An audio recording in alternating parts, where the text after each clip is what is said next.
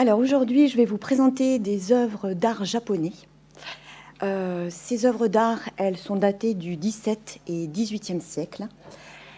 À la fin de la conférence, je vous donnerai l'adresse d'un site sur lequel vous pouvez trouver beaucoup d'œuvres, beaucoup d'images en fait relatives à cette séance, puisque j'ai utilisé une base de données de la Réunion des musées nationaux. Et donc vous découvrirez l'adresse à la fin si vous avez évidemment du coup envie de revoir ces œuvres. Alors à l'écran, j'ai mis un détail de paravent que nous regarderons entièrement tout à l'heure. Donc ces chefs-d'œuvre, on va les découvrir au travers des arts décoratifs. Les arts décoratifs, ça regroupe un ensemble de créations textiles, orfèvrerie, céramique. Et le XVIIe et XVIIIe siècle sont en fait des siècles qu'on appelle au Japon la période de Edo. Cette période de Edo, elle commence au Japon au début du XVIIe et elle se termine donc vers la fin, dans la deuxième moitié du XIXe siècle. Période de Edo, puisque Edo, en fait, c'est le nom de la capitale que va instaurer en fait le shogun. Le shogun, c'est un noble qui va prendre le pouvoir. Il va y avoir un shogunat qu'on appelle. Voilà, je vais revenir sur la carte par la suite. Le shogun, c'est donc un noble qui a été élu par les autres nobles au Japon pour gouverner à la place de l'empereur du Japon. Et on appelle donc cette période la période de Edo, puisque le shogun va choisir Edo comme capitale. Edo, c'est tout simplement l'ancienne Tokyo. L'empereur, lui, vit à Kyoto. Donc sur la carte, vous voyez que c'est un petit peu au milieu de la carte. Kyoto, donc c'est la ville impériale, la capitale historique, dans laquelle vit toujours l'empereur, puisque l'empereur n'est pas supprimé. L'empereur et la famille impériale continuent de vivre à Kyoto, dans le palais impérial, mais ils sont réduits à un rôle symbolique et surtout à un rôle religieux, puisque lors des cérémonies religieuses qui ont donc lieu tout au long de l'année, eh bien, ces cérémonies sont présidées par l'empereur qui effectue un certain nombre de rites. Donc son rôle est celui d'un grand prêtre, on pourrait presque dire. Et le gouvernement, lui, le pouvoir est détenu par le shogun. Alors, j'ai mis les emblèmes à côté de l'empereur qui vit à Kyoto. J'ai mis l'emblème en fait de l'empereur, qui est une fleur de chrysanthème stylisée, et puis l'emblème du shogun, 3 feuilles de palmier. Voilà, je vous fais juste remarquer ces emblèmes parce qu'on va les revoir tout à l'heure sur certains objets. Alors, ce qu'on va voir exactement aujourd'hui, ce sont des porcelaines, des laques, des kimonos et des tenues cérémonielles, des éventails, des paravents. Et puis on terminera avec la collection, une collection, parmi tant d'autres, parce que des collections d'objets japonais, il y en a beaucoup. Cette collection, c'est celle d'une reine de France. Voilà, suspense, vous découvrirez laquelle à la fin. Je terminerai la séance après la collection. Je vais terminer cette séance en vous parlant d'une actualité, puisqu'au Louvre, au musée du Louvre, il y a eu un hommage qui a été rendu à l'art japonais au travers d'une manifestation. Et je vais vous présenter un des artistes qui avait proposé une installation dans la pyramide à cette occasion. Alors, on va commencer avec la porcelaine. La porcelaine, elle est inventée en Chine. Cette porcelaine, les Chinois vont garder le secret de fabrication, jalousement. Mais ce secret va quand même être connu par la suite en Corée. Et puis, des potiers coréens vont venir au Japon et ils vont donner le secret. Donc, le Japon va commencer à créer ses propres porcelaines à partir de la période de Edo.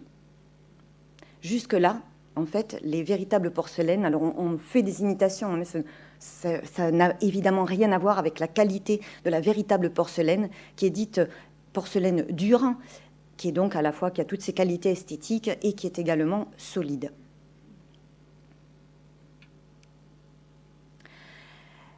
La porcelaine, elle est également fabriquée à base de kaolin, et il faut pouvoir posséder des gisements, donc il n'y en a pas dans toutes les régions.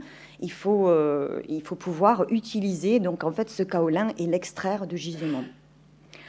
En France, malgré les secrets de fabrication qui arriveront en France au XVIIIe siècle, on ne fabriquera finalement le kaolin la porcelaine qu'au milieu du XVIIIe siècle, parce qu'avant cette date, on n'a pas trouvé de gisements de kaolin. Et on va les découvrir, les premiers gisements de kaolin, on les découvre en France dans la région de Limoges.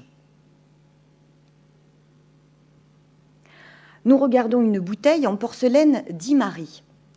Alors, il va y avoir des villes, en particulier 2 villes, qui vont se spécialiser dans la fabrication de porcelaine, donc japonaise. Et ce sont des foyers où la porcelaine va être fabriquée avec une très très grande qualité, une excellence même.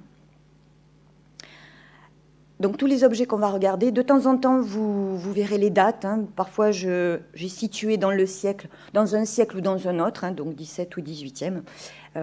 Et lorsque vous ne voyez pas des dates, de toute manière on est toujours dans cette période-là.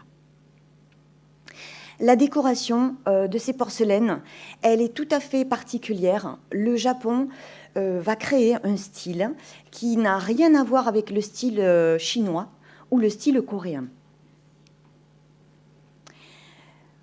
Ce style japonais, donc, que l'on voit au travers de la porcelaine d'Imari et au travers également d'autres porcelaines avec d'autres styles que vous allez voir par la suite, toutes ces porcelaines sont vraiment propres au Japon. Ce sont des compositions qui laissent la place au fond.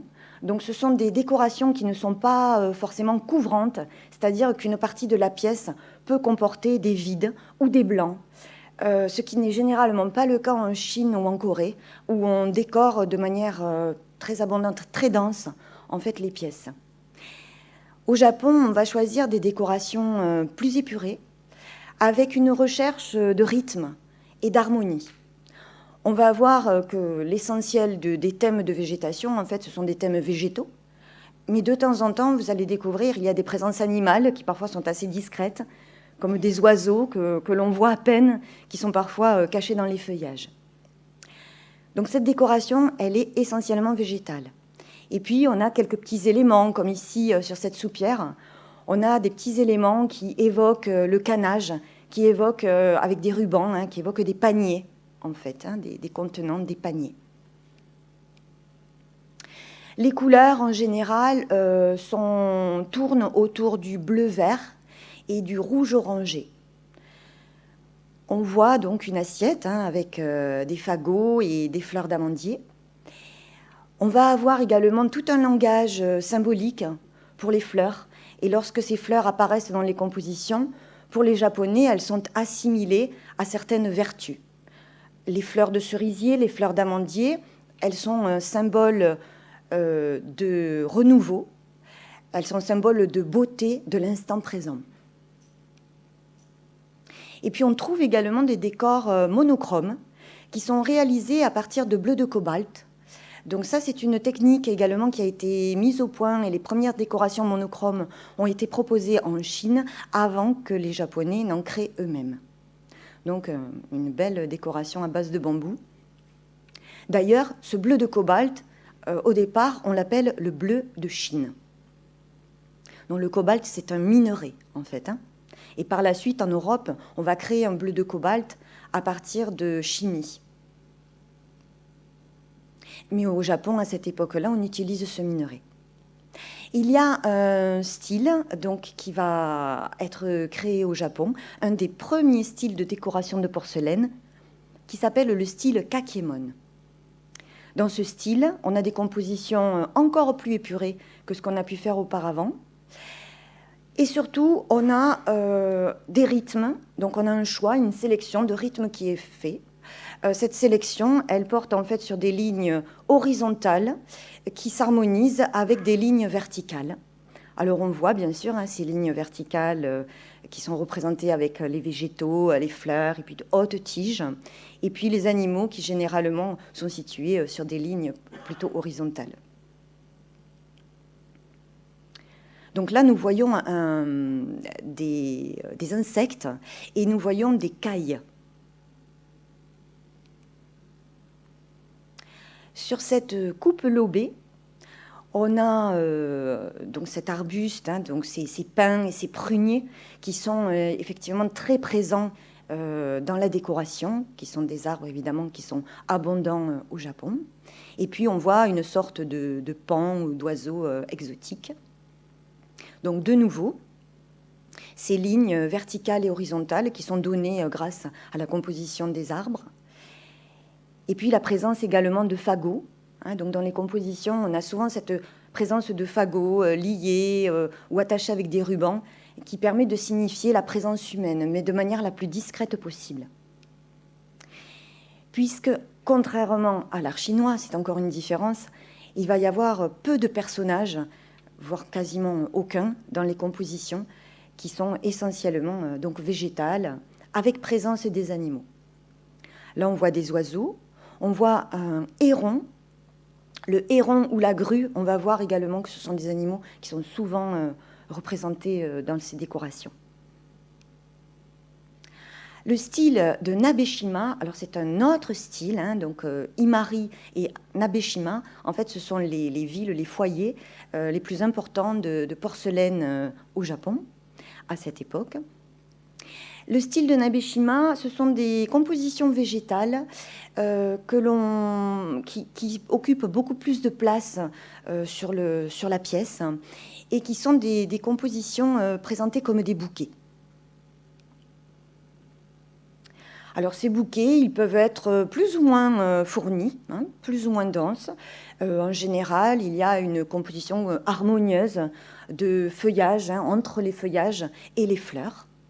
Et on voit de nouveau que la palette de couleurs tourne autour du bleu-vert et du rouge-orangé.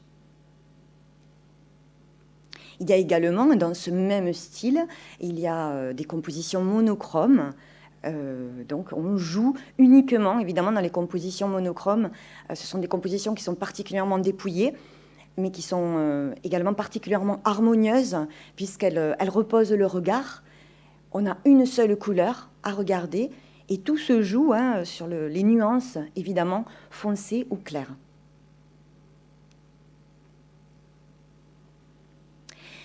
Avant de produire de la porcelaine, au Japon, on va produire beaucoup de grès émaillé. Ce grès, c'est une terre qui contient beaucoup de sable, c'est une terre sableuse, et puis on va la recouvrir d'émail. Cet émail, il est en général transparent.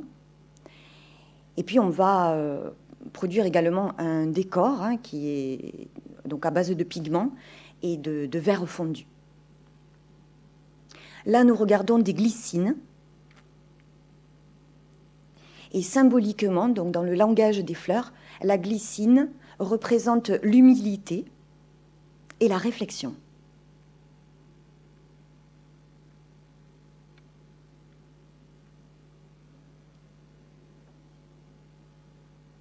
Là, on a un plat, toujours en grès émaillé, avec des iris, et il est signé de Kenzan Ogata.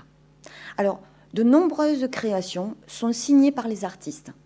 En particulier, les artistes, évidemment, les plus célèbres, les plus appréciés. Il y a également des ateliers qui produisent, les ateliers d'Imari ou de Nabeshima, qui produisent leur propre porcelaine, mais qui ne portent pas spécialement le nom des artistes, alors qu'on peut avoir par ailleurs des artistes qui inscrivent leur nom sur les pièces.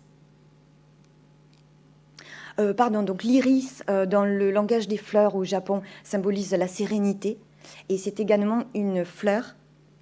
Je vais revenir sur la diapo précédente. Et c'est une fleur qui représente également l'amitié, les liens d'amitié. Le raku, c'est une technique qui va être inventée au Japon.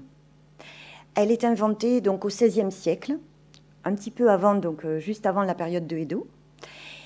Et c'est une technique donc, qui utilise également une terre sableuse. Alors c'est une technique où l'on recouvre la céramique d'un engobe et puis également d'un émail. Ensuite, on va donc cuire cette céramique et puis on va la ressortir en lui faisant connaître un choc thermique.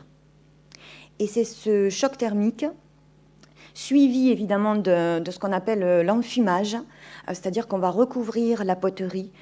En général, à cette époque, on la recouvre de sciure de bois.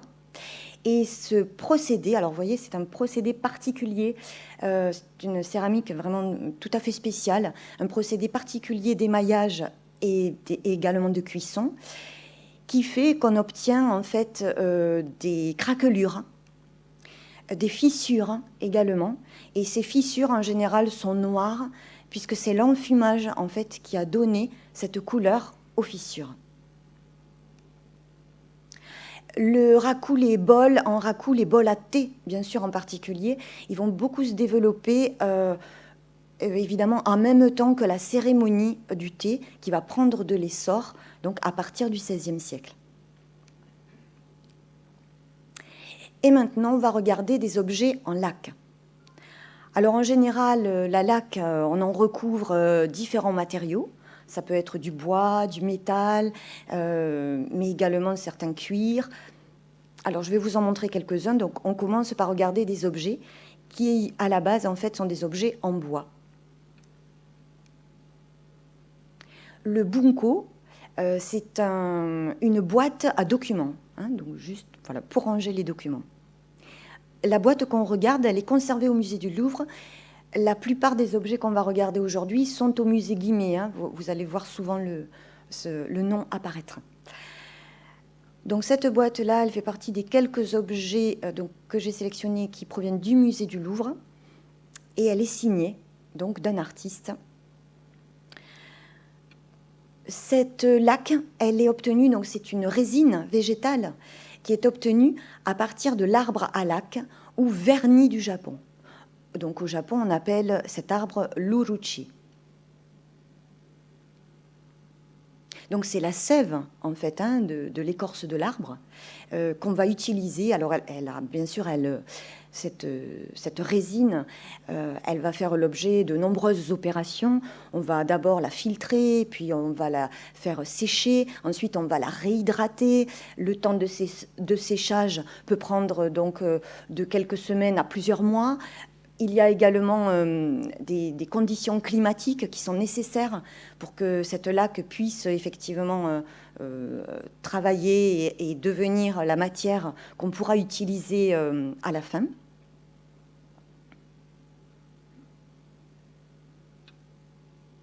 Donc de nouveau, on retrouve un décor qui est végétal avec la présence d'insectes.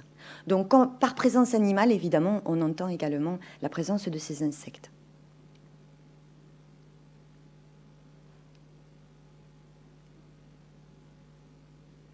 Et de nouveau, on voit hein, que les végétaux dessinent des lignes sinueuses. Évidemment, ces lignes sinueuses, au niveau de l'œil, elles produisent une impression agréable, puisqu'on voit beaucoup d'ondulations. Et ça a évidemment un impact hein, au niveau de l'harmonie générale de la composition. Alors, les parties dorées que l'on voit, effectivement, c'est de l'or qui est utilisé. On verra un petit peu plus tard qu'on peut utiliser également un décor à base de poudre d'or ou d'argent. On va ouvrir cette boîte, hein, puisqu'elle n'est pas simplement décorée à l'extérieur, mais elle est également dedans. Alors, ce que l'on voit en blanc, c'est-à-dire la glycine, hein, les fleurs de glycine, sont en nacre.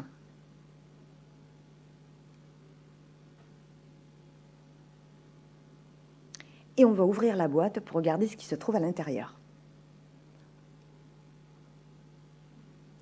Donc quand on retourne le couvercle, en fait, la décoration la plus intéressante se trouve sous le couvercle, et c'est donc une carpe. À l'intérieur, donc, on a saupoudré de l'or et de l'argent. On peut également utiliser du cuivre, et on appelle ce décor un décor maquillé. Pour le relief, vous voyez que le poisson, il n'est pas simplement peint, en fait, il est véritablement en relief, et on utilise en général du plâtre.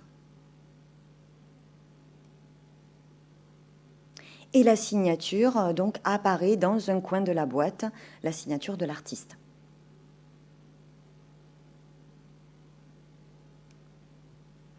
On va regarder une autre boîte qui s'appelle un Suzuri Bako, qui est en fait une boîte dans laquelle on rangeait le nécessaire pour écrire.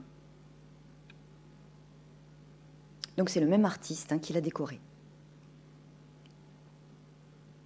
Donc on voit une composition qui est différente, mais toujours sur le thème donc, de la glycine. Et à l'intérieur, donc on a sur la partie, la partie fond, on voit une végétation aquatique. Et puis de nouveau, donc sur la partie couvercle, sous le couvercle, on a de nouveau une carpe qui est positionnée dans l'autre sens.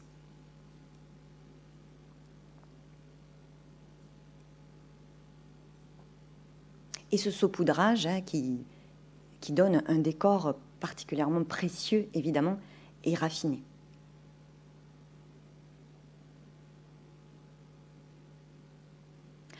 En général, les Japonais choisissent de détailler soit l'animal, soit le paysage.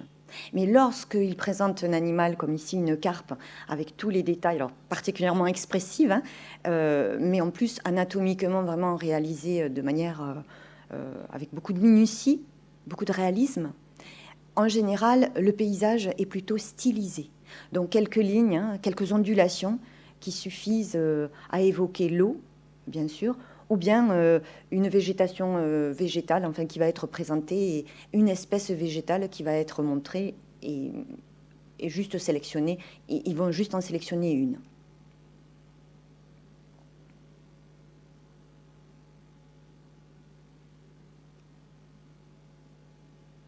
Alors là, on regarde un objet en bois laqué. Alors laqué et doré, puisqu'à chaque fois que vous allez voir des objets qui ont l'air d'être dorés, eh bien ils le sont effectivement. Donc ils ne sont pas peints avec une peinture. En réalité, ils sont dorés à la feuille d'or en général. Alors ici, on a de l'or, on a de l'étain pour les charnières, pour les boutons des vantaux. Et on a également du nacre et du corail pour les décorations, donc les fleurs rouges ou blanches, ou même celles que vous pouvez apercevoir de couleur métallique, donc sont dans ces matières-là, étain, nacre.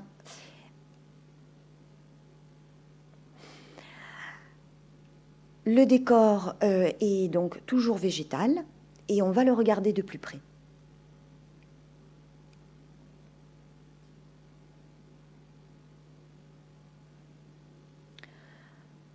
Alors on voit un arbre noueux avec des branches déployées sur le côté. Donc on aperçoit les fleurs rouges en corail, les fleurs en étain, et puis on voit donc des oiseaux. Alors c'est pas ce qu'on remarque tout de suite en fait quand on commence à regarder l'objet. On est surtout occupé à regarder le mouvement des branches qui est extraordinairement étendu. Donc de nouveau, c'est une forme de stylisation, bien sûr, puisque bien que les motifs soient assez naturalistes en général, dans l'art japonais, il y a une forte stylisation.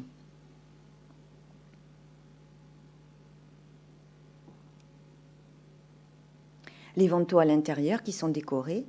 Et puis on a une sorte de cabinet miniature. Vous savez, ces meubles remplis de petits tiroirs.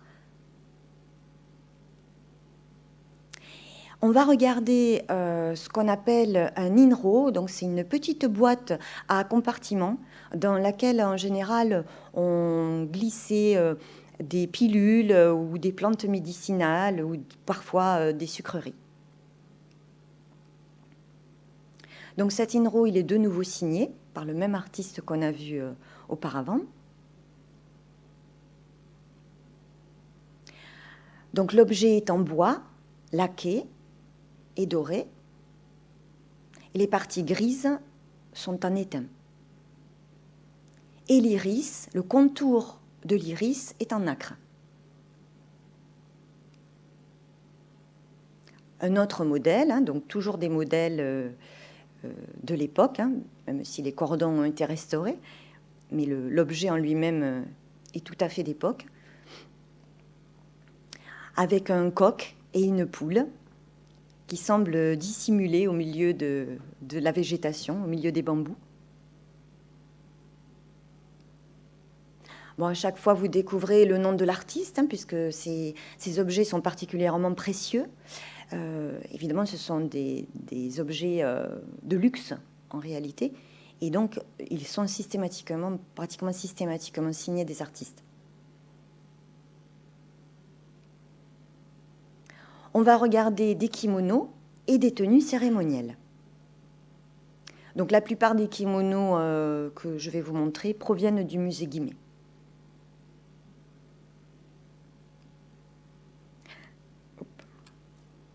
Donc celui-ci est décoré de bambou. On voit également des reliefs qui symbolisent les rochers ou les arbres. Et quand on regarde en détail, on voit évidemment, on voit la délicatesse, le luxe de détail dans ces broderies, puisqu'on regarde un kimono en soie qui est brodé.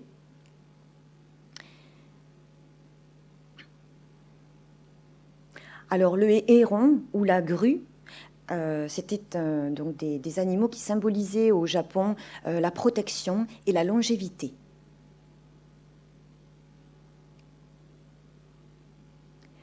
Donc de nouveau, soit brodé.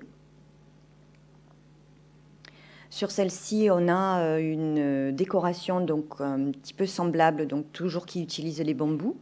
Et puis on a beaucoup de fleurs. Alors j'ai oublié de regarder la nature des fleurs, mais toutes les fleurs correspondent à de véritables fleurs. Toutes les fleurs sont nommées en fait. Et donc au bas du kimono, on voit une sorte de torrent.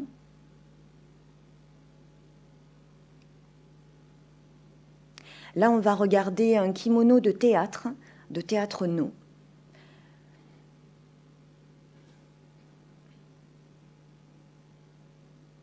Donc on voit que c'est un vêtement qui est ample, vu les dimensions, et on le voit totalement déplié.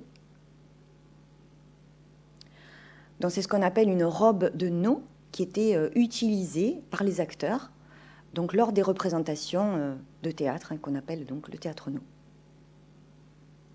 Ce théâtre, pendant la période de Edo, il va connaître un grand développement. Dans cette période, alors qu'autrefois les comédiens pouvaient être des hommes ou des femmes, eh bien, dans cette période de Edo, le théâtre en tant qu'actrice va être interdit aux femmes.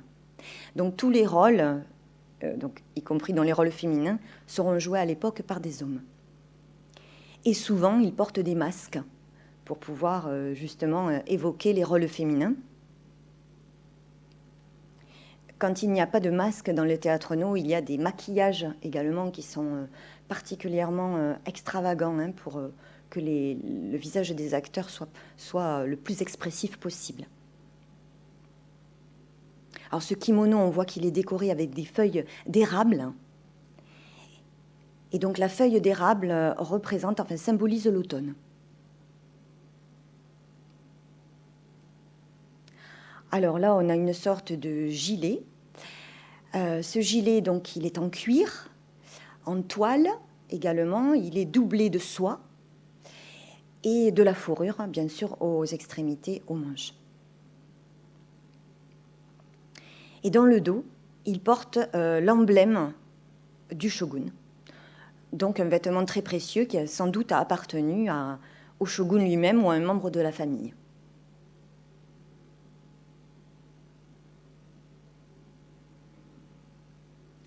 On voit dans le motif de ce gilet, on voit tout le talent expressif, évidemment, de la stylisation.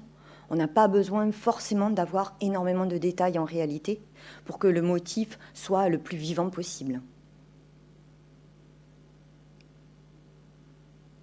Alors là, on va regarder des étoffes qui sont, elles, par contre, beaucoup plus détaillées et qui sont vraiment très denses, qui sont couvertes de motifs. Ce sont des châles de prêtres, donc on appelle des késas. Et ces châles, en fait, sont réalisés en soie et tissés de fil d'or. Donc la soie tissée de fil d'or, c'est ce qu'on appelle en Europe le brocart. Alors on voit que ce châle est décoré donc de grues. Celui-ci est uniquement décoré de fleurs. Fleurs naturelles et fleurs également stylisées, puisque ces petites roues qui sont présentées devant comme des sortes de charrettes sont en réalité évoquent encore les fleurs.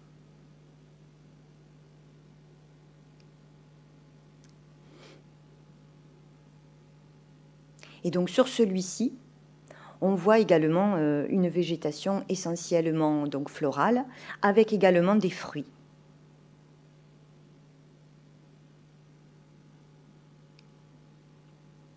Et le détail d'un motif.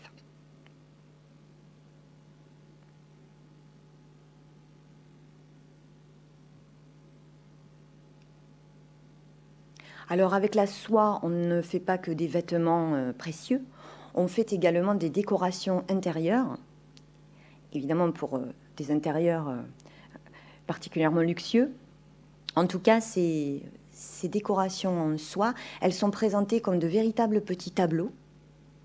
Et on en voit un exemple ici avec un chat et des pivoines au-dessus de lui. Et la pivoine est un symbole de courage, hardiesse, et c'est également une fleur qui est une fleur dite honorifique, que l'on offre lors de récompenses d'honneur.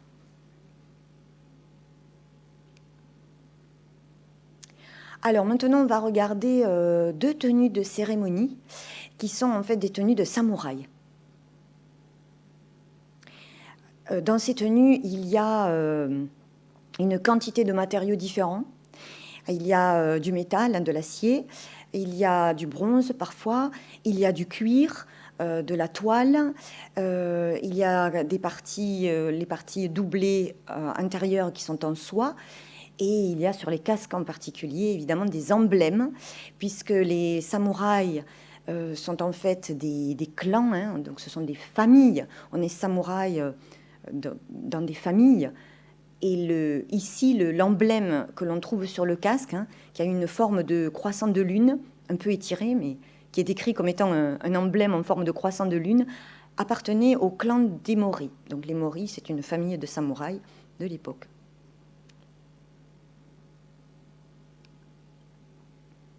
Alors là, je vous montre une autre tenue d'un autre clan, puisque sur le casque, on voit une libellule.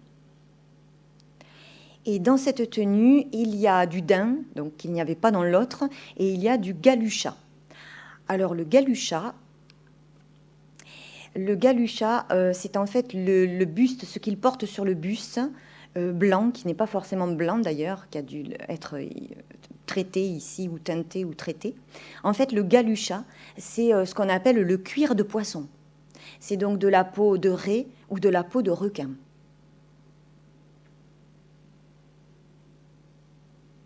Alors, dans ces tenues cérémonielles, il y a également donc un masque. Hein, vous voyez que sous le casque, en fait, il y a un masque. Donc, ces masques étaient portés lors, évidemment, d'exhibitions des samouraïs et de cérémonies.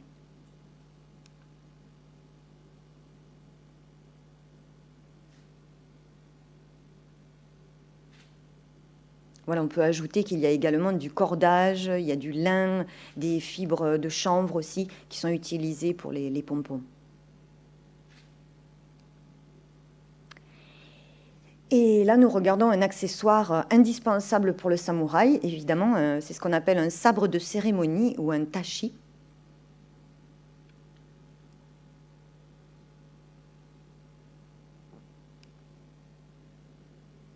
Alors quand on se rapproche, on voit qu'il est couvert de petites fleurs, en fait, qui sont des fleurs de chrysanthème, et des fleurs, donc ces fleurs qui sont l'emblème, en fait, de l'empereur.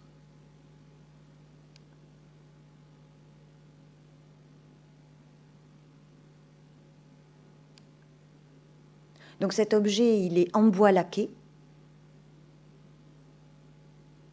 et doré.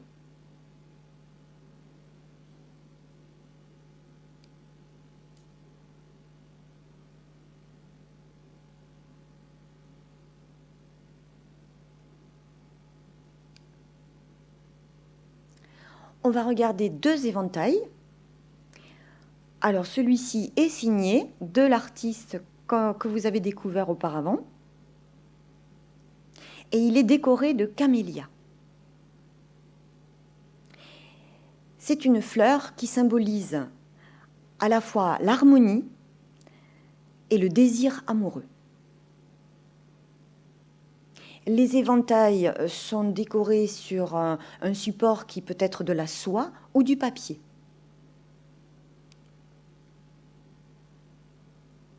Le papier, en général, à cette époque, il est fabriqué à base de fibres de mûrier.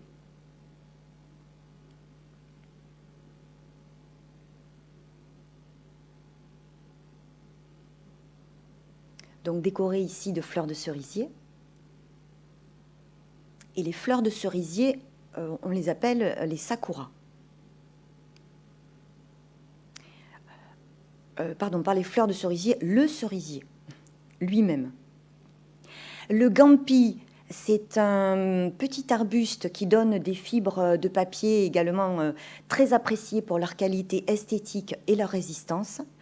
Le kozo, en fait, c'est le mûrier, donc le mûrier japonais. Et le mitsumata, c'est un petit palmier. Donc toutes ces fibres étaient utilisées pour les papiers les plus précieux. Donc on s'en servait pour fabriquer des éventails, mais également pour fabriquer des paravents qu'on va regarder maintenant. Les paravents, on les appelle les byobu, c'est le nom japonais, et ce qui signifie mur de vent. Ils sont souvent conçus par deux. Donc on parle souvent de paires de paravents. On va regarder celui-ci de près. On voit qu'il est pliable. Donc ce sont des objets qui sont assez grands. Vous allez découvrir les dimensions. Et en général, donc ils sont construits sur un bâti, une ossature de bois. Ils sont renforcés donc avec des baguettes de bambou. Et en général, donc, c'est du papier, alors plusieurs couches, évidemment, de papier, sur lequel on va présenter un décor, ou bien parfois, ça peut être de la soie tendue.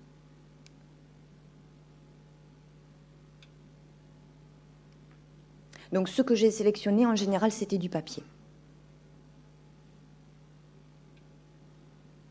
Alors, tout comme les porcelaines, vous voyez que sur ces paravents, on a disposé les différents éléments végétaux de manière à avoir des espaces vides, de façon à ne pas surcharger en fait la composition. Les Japonais sont attentifs à ce qu'il y ait une respiration en fait dans la composition. Cette respiration, elle va donc passer par ces espaces vides.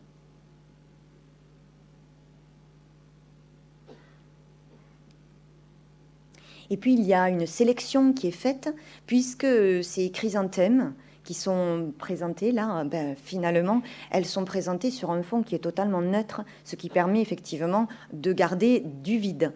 Mais en général, si on avait réellement voulu représenter ces fleurs de manière très naturaliste, on les aurait représentées soit directement dans la nature, soit présentées dans un vase en forme de bouquet, donc ce qui n'est pas le cas ici. Donc ces fleurs sont présentées comme si elles étaient naturelles dans la nature, simplement on a sélectionné, on ne montre évidemment que les fleurs. Ce qui donne une composition particulièrement allégée, même si la décoration reste riche.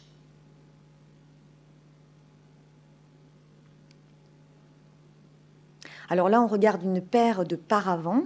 Alors là, ce qui a été fait là, c'est assez original puisque le motif est scindé en deux, il y a un motif central en fait, qui est donc cette rivière qui coule entre une sorte de bois de prunier. Cette rivière, eh bien, en fait, elle va se scinder en deux puisque elle compose les deux paravents. Pour les pruniers, on va avoir des écorces qui ont été travaillées, on a utilisé des couleurs, on a utilisé des zones ombre, lumière, des zones claires, foncées, qui donnent beaucoup de relief à ces écorces, à ces arbres, à ces troncs.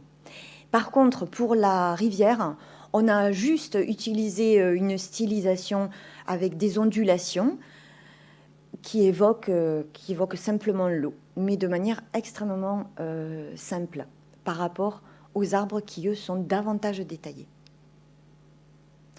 Alors ici, on regarde le paravent, vous avez découvert, quand on a regardé le premier écran, vous avez découvert un détail.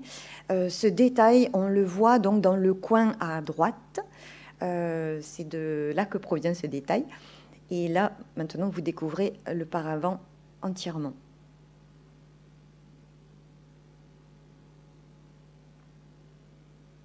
Alors on voit des oiseaux qui ressemblent à des faisans ou des perdrix.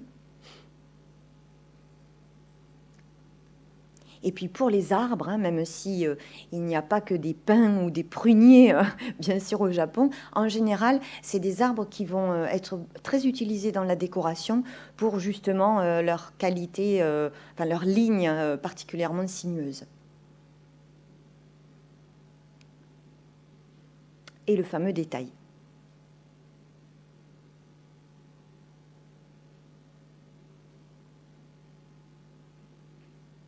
Voilà, alors je ne sais plus si les fleurs sont des clématites. J'avais relevé des noms de fleurs, mais j'ai oublié en fait ce que c'était réellement. Je ne sais pas si ce sont des clématites. En tout cas, si ce sont ces fleurs, elles symbolisent l'engagement et l'amour durable.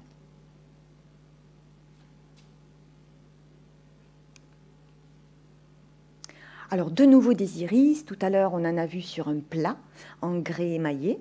Et puis, on en trouve également, bien sûr, sur les paravents.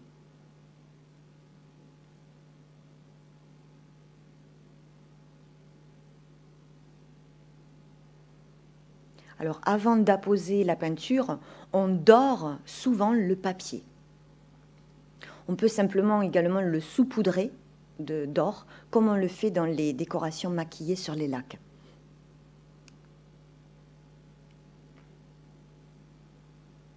On voit que, comme tout à l'heure avec les chrysanthèmes, on a choisi uniquement de représenter les fleurs. Et bien, ces fleurs, elles apparaissent comme un peu suspendues, c'est très aérien comme décor, puisqu'elles apparaissent sans qu'on puisse voir le sol, sans que le sol soit détaillé. On n'a aucune information également derrière, il n'y a pas d'autre décor finalement que ces fleurs qui semblent suspendues sur ce fond très lumineux. Et puis un autre paravent qui représente un pin enneigé. Enfin, des pins enneigés, avec le nom du peintre qui l'a réalisé.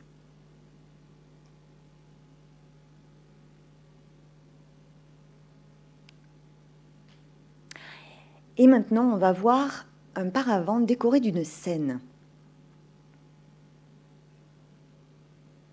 Alors, Morimasa, c'est le pseudonyme qu'avait pris Tashin Kano.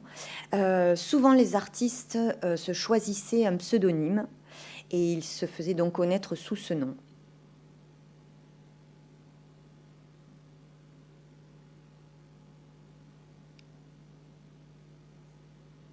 Alors, dans cette scène, en fait, il y a des personnages qui évoquent la religion, enfin, les croyances shinto. Puisque dans les croyances japonaises, à côté du bouddhisme, en fait, il y a toujours des croyances shinto, c'est-à-dire des croyances dans les esprits qui habitent la nature. Et donc là, on va avoir donc les esprits qui peuvent également visiter certains animaux. On a toutes ces croyances en fait qui sont évoquées dans cette scène. On voit ici par exemple bien un esprit voyager sur le dos d'une grue. Et puis on va voir un autre personnage qui apparaît dans un nuage. Il tient à la main une sorte de poterie. Et il regarde, celui-ci, par contre, attentivement, le groupe qui se trouve sur Terre.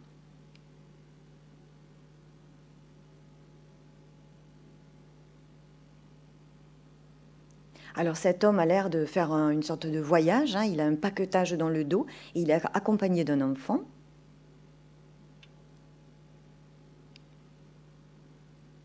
Et puis là, on voit une dame, donc richement vêtue, hein, sans aucun doute une femme qui appartient à la noblesse, avec sans doute une de ses servantes qui semble lui tendre un plateau avec un fruit.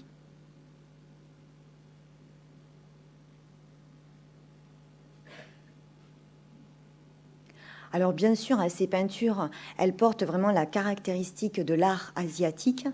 Et vous savez que dans cet art, on va privilégier le graphisme, la ligne.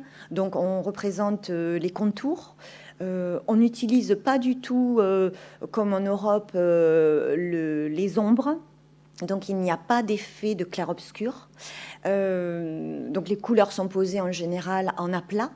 On peut faire quelques déclinaisons, on le voit d'ailleurs ici, hein, puisqu'il y a la couleur qui est modulée un petit peu. On voit un vert clair, un vert un petit peu plus foncé, mais en réalité, ce sont juste quelques modulations sur des aplats.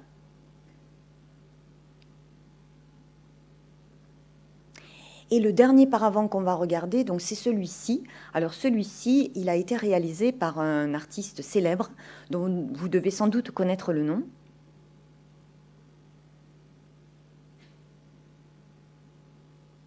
On voit des femmes, toutes habillées de somptueux kimonos.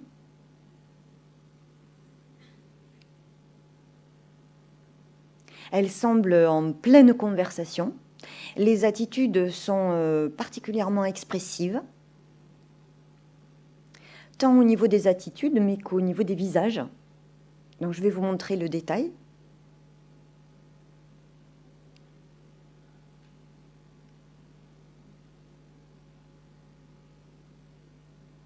Alors l'expressivité, elle passe donc par le mouvement, la posture, bien sûr, hein, le mouvement des silhouettes, les postures. Elle passe aussi beaucoup par les mains que l'on va montrer, hein, comme nous le voyons ici. Les mains, souvent, elles sont réalisées avec de longs doigts très fins. Et ces longs doigts, évidemment, ces mains, elles permettent également de donner beaucoup d'expressivité à la figure et à la scène.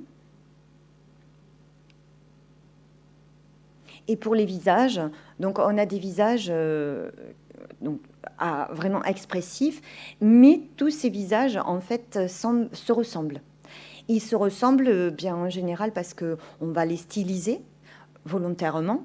On ne fait pas apparaître beaucoup de différences sur les visages, ne serait-ce qu'avec la forme du nez, que l'on peut tout à fait varier. Donc on choisit en général une façon de représenter le visage, et selon les artistes, ils vont représenter des nez plus ou moins longs, plus ou moins courts, des bouches plus ou moins grandes, mais en général, on a une forme de stylisation, hein. Donc le visage est représenté de cette manière. Et puis évidemment, il y a toujours cette prédominance de la ligne dans le dessin et la peinture japonaise et asiatique, hein.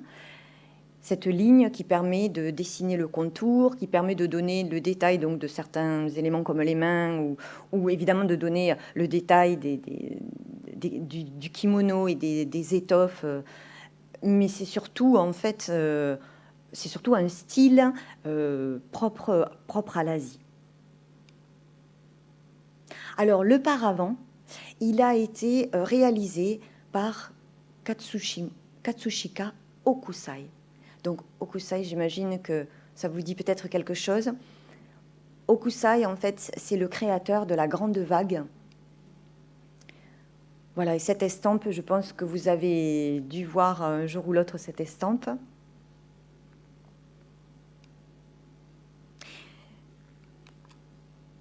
On va revoir cette vague en fin de séance puisque le thème de la prochaine séance est justement sur les estampes. Et on termine cette séance avec la collection des lacs de Marie-Antoinette. Alors cette reine avait une collection très importante de laques japonaises.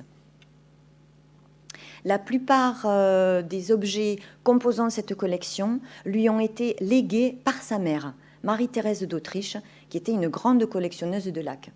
Une fois que Marie-Antoinette reçoit ce legs, puisque sa mère lui lègue sa collection à sa mort, elle va elle-même prendre goût pour ces laques et en acheter, agrandir sa collection, enrichir sa collection en faisant de nouveaux achats. Alors, tous ces objets se trouvent conservés au musée du Louvre.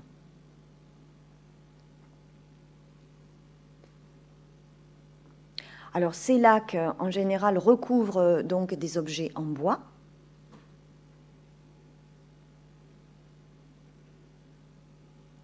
Le décor, cette fois, il est plutôt paysager que purement végétal.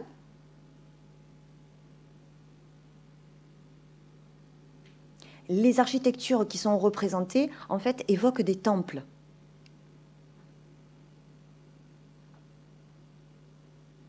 Voilà, donc à chaque fois que vous verrez des architectures sur les pièces, en fait, il faut imaginer que l'intention, c'est de représenter des temples.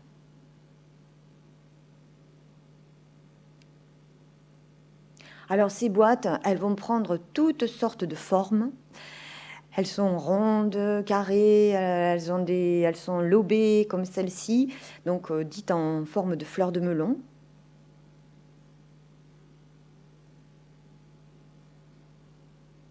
Et il y a donc du décor à base de poudre d'or, d'argent et de cuivre, donc on appelle le décor maquillé.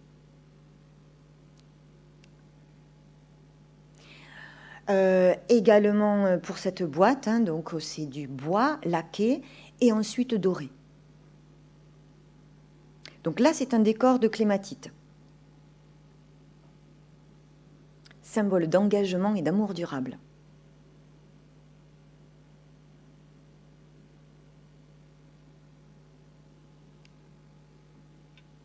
Et puis, il y a également dans cette collection des boîtes en forme d'éventail,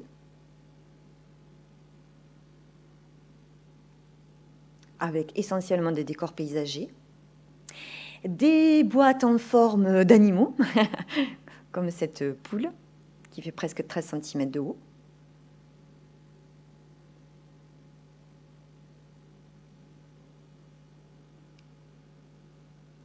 Et à côté du bois laqué, on pouvait également laquer du métal. Donc il y a de nombreux objets en bronze qui vont être ensuite laqués et dorés. Les montures, en général, sont faites dans les objets de cette collection. Lorsqu'il y a des montures, elles sont réalisées par des orfèvres parisiens, de l'époque de Marie-Antoinette.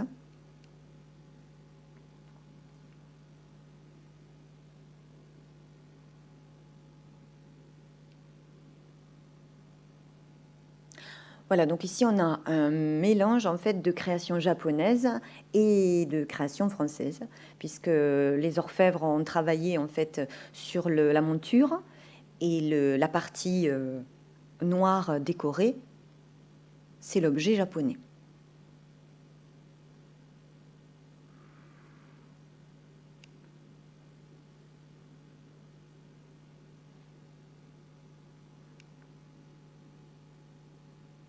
D'ailleurs, on voit que la monture correspond au goût de l'époque en France. On a encore les réminiscences du baroque et on produit beaucoup de décorations à base de volutes, de rinceaux, des décorations végétales très riches, des enroulements. Donc on va les retrouver sur ces objets. Là, on regarde une paire d'aiguières.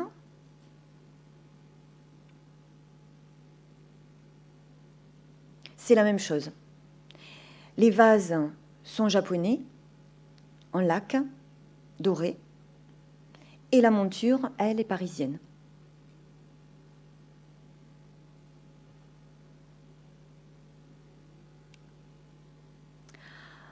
Alors, ce qu'on fait également à l'époque de Marie-Antoinette, c'est qu'on achète des panneaux de laque décorés, donc peints de paysages, en général, voilà, de motifs végétaux, animaliers. Et on va incruster ensuite ces plaques décoratives sur du mobilier qui, lui, est du mobilier, évidemment, fabriqué en France.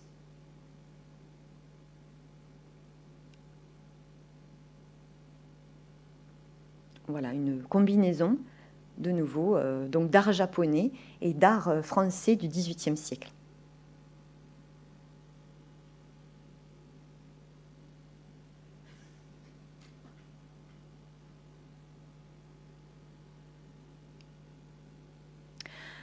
Donc je vous rappelle que la plupart des objets qu'on a regardés sont au musée Guimet à Paris, dans le 8e arrondissement. Et si vous voulez retrouver des œuvres que vous avez vues aujourd'hui, vous pouvez aller sur le site photo de la Réunion des musées nationaux. Alors vous aurez une sélection à faire, bien sûr, puisque sur ce site, on peut voir les photos de nombreuses œuvres qui sont conservées dans beaucoup de musées, bien entendu. Et donc, il vous faudra faire une sélection pour retrouver ceux du musée Guimet. Voilà, et je termine en vous parlant de cette actualité relative, hein, puisqu'elle date de quelques années, mais en tout cas, c'est la dernière manifestation importante organisée au musée du Louvre sur l'art japonais. Donc cet événement s'appelait Japonisme, il a eu lieu en 2018. Enfin, l'exposition, en fait, s'est terminée début 2019. Et dans la pyramide, on avait installé une œuvre d'un jeune artiste japonais. Alors, cette œuvre, elle fait près de 10 mètres de hauteur. Donc, on la voit, elle est en perspective, elle est vraiment au fond par rapport à l'artiste qui pose devant, qui est Kohei Nawa.